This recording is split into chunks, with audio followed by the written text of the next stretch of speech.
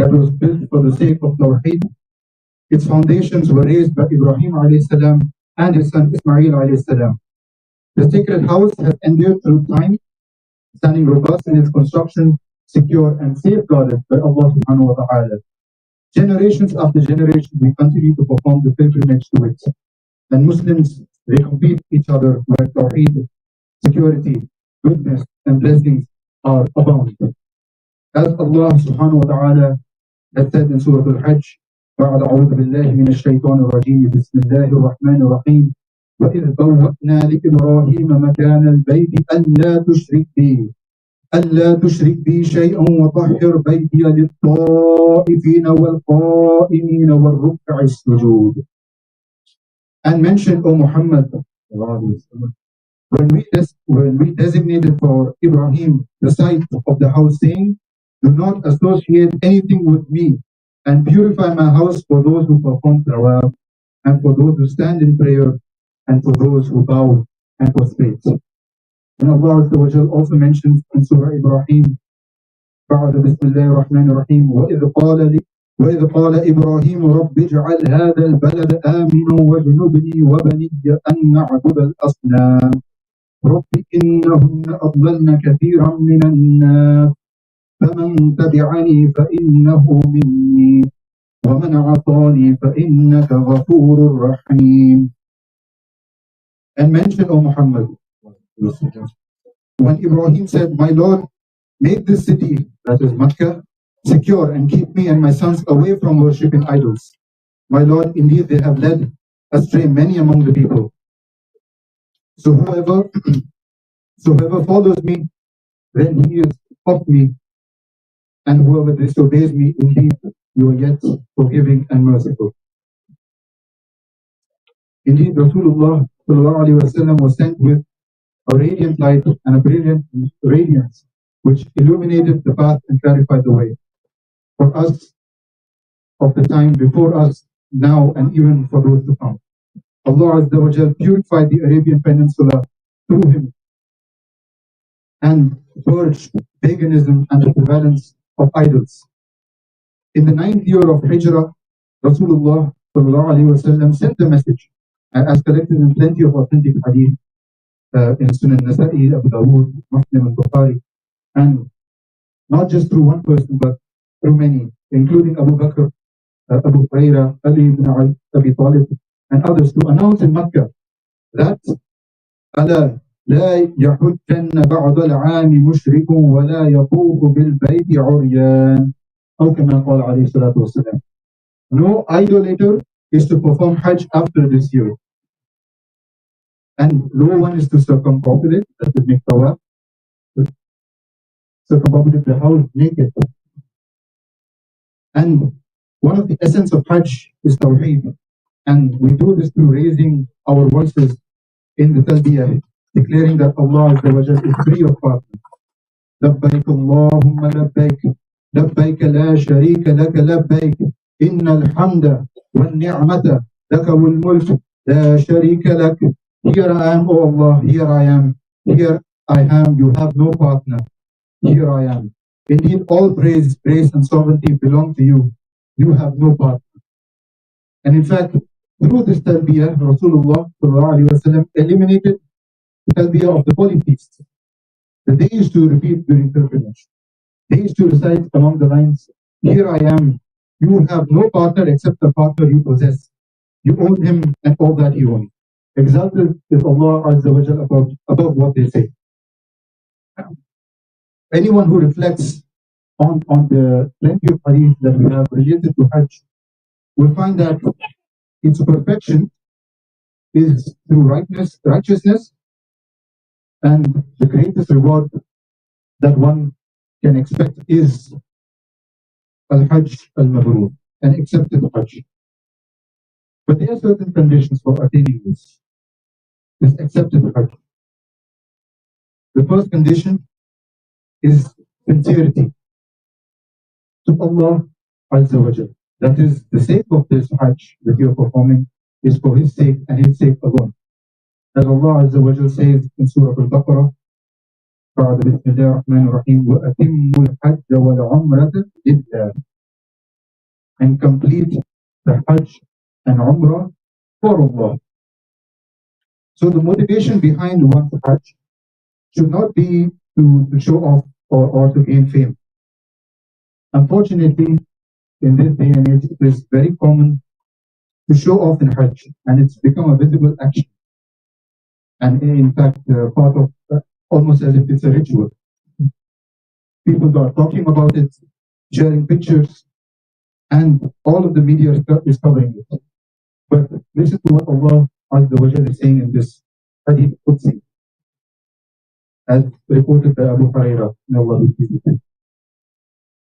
قال الله عز وجل أنا أغنى الشركاء عن الشرك فمن عمل لي عملا أشرك فيه غيري فأنا منه بريء وهو للذي أشرك أو كما قال عز وجل. I am the most self-sufficient and I have no need for an associate. Thus, he who does an action for someone else's sake as well as mine will have that action renounced by me to him with whom he associated with me. It is a very dangerous or something that we need to take caution with this hadith. That means there is no bargaining that is going on. There is no 50% for Allah, 50% for my uncle or my auntie, or 80-20. There is no percentage. There is no balance. Everything, 100% is for Allah subhanahu wa ta'ala. And even if you end up with 95-5 and the intention becomes corrupted, then as per this hadith, it is all of it, all the efforts is all rejected. And this is not, my brothers and sisters, this is not exclusively for Hajj, by the way. Anything, any act of worship that you do for the sake of Allah or not for His sake, but you are making association in the niyyah, then all of it is rejected. May Allah protect us from such actions. That was the first condition.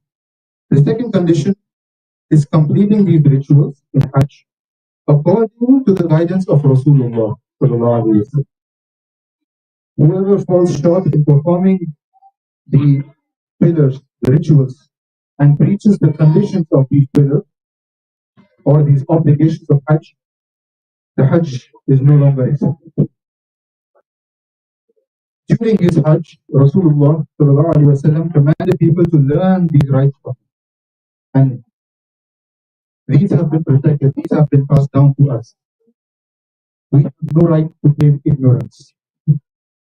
These rights are preserved and they are passed down. And it has reached to us not even in a broken state, it is complete and it is perfected. Our religion has been perfected, my brothers and sisters. There is no addition to be made. There is no scope for us to make changes in these rituals.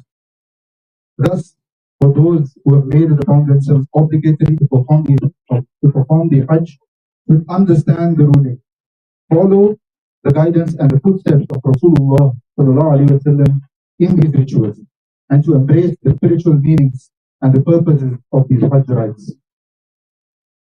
The third condition, Hajj, as we know, our brothers and sisters, year after year, it is a costly affair. And it needs financing, it needs planning, it needs careful consideration from a financial aspect. My brothers and sisters, the condition that concerns the financing is that your Hajj should be financed through lawful wealth. This is because these rituals are acts of worship to Allah.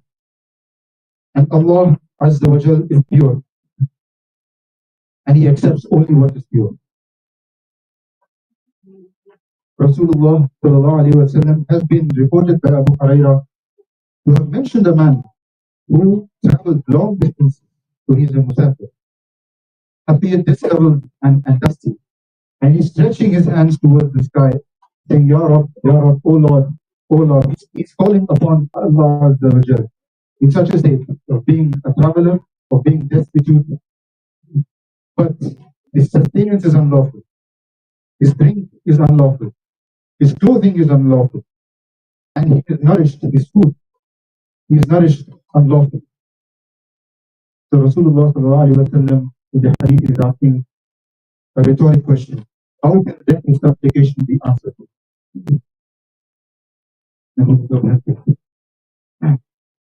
So my brothers and sisters, when you make the decision to make Hajj and are preparing financially, make sure that it is halal. The money that you are using for this Hajj is halal. The fourth condition, and this is mentioned in the Quran, is to avoid intimacy, immorality, and quarreling while performing the rituals. This is mentioned in Surah Al-Baqarah. بعد أعوذ بالله من الشيطان الرجيم بسم الله الرحمن الرحيم الحج أشهر معلومات فمن فرض فيهن الحج فلا رفث ولا فسوق ولا جدال في الحج وما تفعلوا من خير يعلمه الله وتزودوا فإن خير الزاد التقوى واتقون يا أولي الألباب. Hajj is during well-known months. So whoever has made Hajj obligatory upon himself therein by entering the state of Ihram, there is no sexual relations to be had, and no disobedience, and no disputing during Hajj. And whatever good you do, Allah knows it. And take provisions, but indeed the best provision is taqwa, the fear, the mindfulness of Allah. And fear me, O you of understanding. Controlling oneself from these prohibitions results in the forgiveness of the past sins and wrongdoing, which is of course amongst the greatest of rewards that we all are in desperate need of. And this has been reported by Rasulullah sallallahu through the chain of Abu Hurairah, and this is again authentic. من حج لله فلم يرفث ولم يفسق رجع كيوم ولدته أمه أو كما قال عليه الصلاة والسلام. Whoever performs Hajj for Allah's pleasure and does not have sexual relations with his wife and does not do evil or sins, then he will return after Hajj free from all sins, as if he were born anew. May Allah make us one amongst these people who have come back from a successful Hajj. And to add or to make clear about intimacy, when Allah Azza wa Jal has forbidden intimacy, it includes the sexual relations, but also what leads to it. So you are required to lower your gaze and avoid discussions concerning intimacy, concerning the cornerstones of your marriage. That is wickedness, that involves disobedience to Allah Azza wa Jal, especially with actions that violate the sanctity, the state of Ihram. And we hear quite often that a lot of people take this very lightly. So they are engaging in sinful speech, such as backbiting, slander, which is even worse, and lying, in the state of Ihram.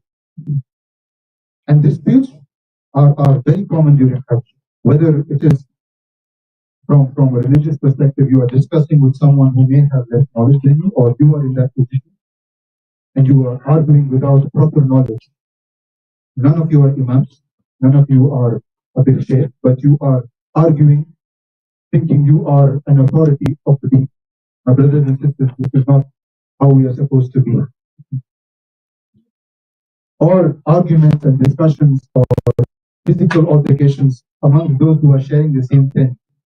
You have traveled a long distance, my brothers and sisters, but so has the person you are sharing the tent with. That person has also traveled long. There is bound to be some fatigue, there's bound to be some stress. My brothers and sisters, be kind to one another. We are to accept our differences and work together to make the Hajj a success. And also those who are intending to perform Hajj and This is something that has been added to the conditions by scholars in more recent years, is that you are performing Hajj in the right fashion through having the paperwork done in a lawful manner according to the country's regulation. That you have the required permissions and you are adhering to the instructions issued by the authorities that are trying their best to organize and facilitate the Hajj for such a large number of people. And the Council of Senior Scholars, they have emphasized this. They have emphasized the necessity of obtaining these necessary permissions. And they state that performing the Hajj without it, it is not permissible. Because doing so is not complying with the directions of the authority that were issued to ensure the public interest. And if one has obligated or is going to perform Hajj, but he is unable to obtain the permit, then he is or they are considered to be among those who are unable to perform. As Allah Azza wa Jal said in the Quran, فَاتَّقُوا اللَّهَ مَا اسْتَطَعْتُمْ وَاسْمَعُوا وَأَطِيعُوا. To fear Allah as you are able, and listen and obey. Therefore, it is essential for those preparing for Hajj to learn its virtues, to adhere to the rituals, to try their utmost best to please Allah subhanahu wa ta'ala, and strive as much as they can to perfect it, so that their Hajj may be accepted. أقول قولي هذا واستغفر الله لي ولكم إنه هو الغفور الرحيم.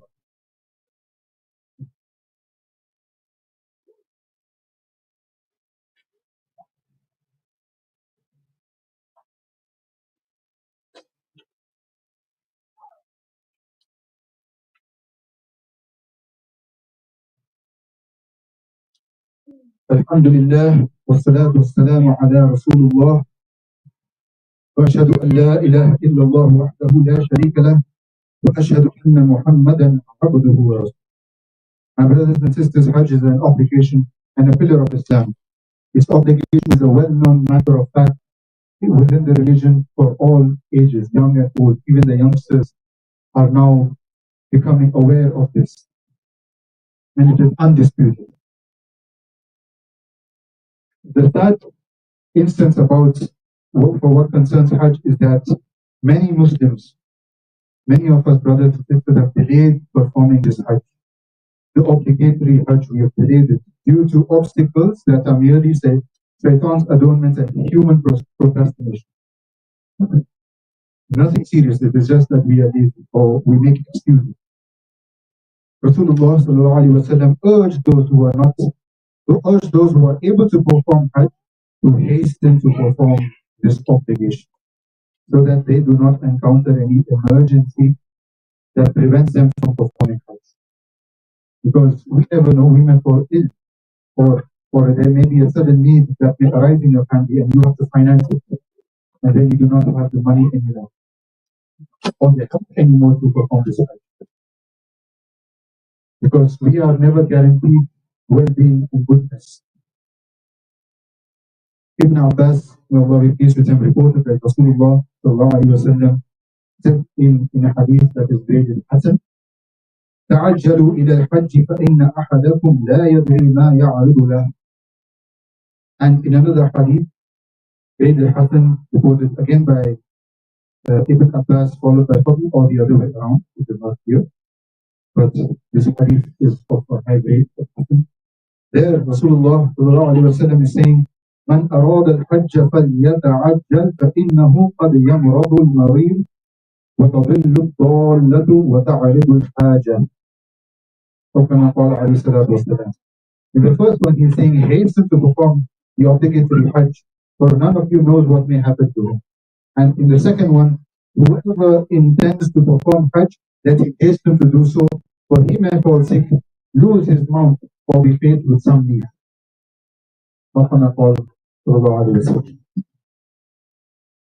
So to those who can afford to perform the Hajj, my brothers and sisters, make haste. And for those who have performed it, it is perfect. If you can perform another one, then the blessings are immense. The final reward that we seek for it is nothing but Jannah, that is paradise, and emancipation from fire, to be placed far away from the fire of Jahannam. So claiming it intentionally with not a solid excuse as per the religion, then my brothers and sisters, you and I who are going to keep it away and keep postponing it, we will be sinful for this. So my brothers and sisters, hasten to perform the Hajj. And do not pay attention to those around you who are discouraging you or are pointing out negativities about or some negative aspects of traveling or the difficulties associated with Hajj. This is the whole package. We are expected to go through it. You do not mind those people who are trying to pull you down. Resolve yourself. Seek the help of Allah subhanahu wa ta'ala, because this is something Allah Azza wa Jalla has made mandatory upon us. To seek His help, and He will surely help us with it. And when Allah subhanahu wa ta'ala is helping someone, nothing can prevent that help from reaching you. May Allah Azza wa Jalla give us the blessing of performing Hajj in its due time with good health. And when we come back, may Allah take it from us. And my brothers and sisters, the last point I want to share today is that, alhamdulillah, today is a day of Eid, but we are prohibited to fast, not just on this day, Yom Eid, but we have what are known as the days of the Eid. So these are the next 3 days. So the 11th, 12th, and 13th. So these are the days, in fact, that you are supposed to be eating, drinking, but also remembering Allah subhanahu wa ta'ala. These are also the days of dhikr. So prohibitions and sins should also be avoided to the utmost, not just on this day, of course, but throughout the year, but take a special care for these days. The motto of these days is going to be dhikr and takbir. May Allah Azza wa Jal repeatedly bestow upon us and you and upon all Muslims faith and blessings and safety and security. May Allah accept from us and you our righteous deeds. ربنا آتنا في الدنيا حسنة وفي الآخرة حسنة وقنا عذاب النار. ربنا لا تزغ قلوبنا بعد إذ هديتنا وهب لنا من لدنك رحمة إنك أنت الوهاب. اللهم انصر إخواننا المستضعفين في كل مكان. اللهم انصرهم اللهم انصرهم اللهم انصرهم. اللهم اهدنا فيمن هديت وعافنا فيمن عافيت وتولنا فيمن توليت وبارك لنا فيما أعطيت وقنا شر ما قضيت إنك تقضي ولا يقضى عليك وإنه لا يذل من واليت تباركت ربنا وتعاليت.